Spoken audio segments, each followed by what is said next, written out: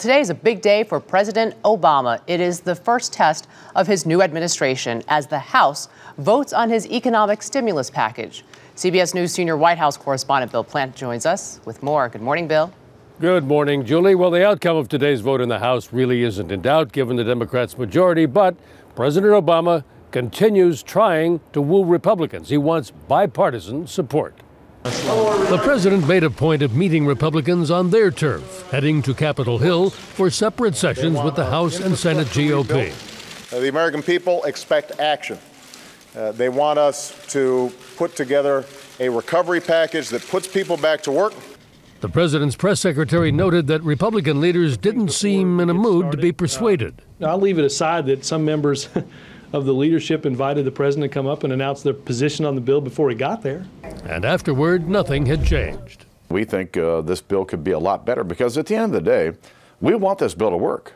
This bill has to work to help revive our ailing economy. Now, the stimulus is expected to pass the House today on a party line vote. The changes, if there are any, will come in the conference that follows the Senate vote. And in the Senate, there does seem to be a spirit more of bipartisan compromise at work. The Democrats have set themselves a deadline, though. They've got less than 3 weeks to bring this bill to the president's desk. Harry? That's all right. Thanks very much, Bill. We are joined now by Mark Zandi, chief economist at Moody's Economy.com. He testified about the stimulus plan yesterday before the House Budget Committee. Good morning, sir. Good morning. First things first, there's a big full-page ad in this morning's New York Times. Basically says it's signed by what looks like a couple hundred economists around the country saying, we don't need this stimulus package. Oh, is that right? Yeah. Well, fortunately, there are thousands of economists, and I think the vast majority of economists on the liberal side, the conservative side, think we do need a stimulus, along with other policy steps, but we need stimulus. This package, though, as you look at it, isn't it more safety net than stimulus? There are tax cuts involved. There are, like, Medicare provisions for people who go out of work. There's a lot that's in there, money for education. That's not the sort of brick and mortar stuff that people thought the stimulus package was going to be about. Well, it's about preserving jobs, and so that's income support. That's helping people who do lose their jobs. It's also aid to state governments, because if they don't get aid, they'll be cutting jobs in other programs. It is about some tax cuts, which I think will be helpful, and ultimately about infrastructure spending. That's a big part of it. That won't hit until 2010 and 11, but given the way the economy is going, it's certainly going to need help then as well. That's my question, is should we be looking for economic stimulus phase 2 after this one gets passed?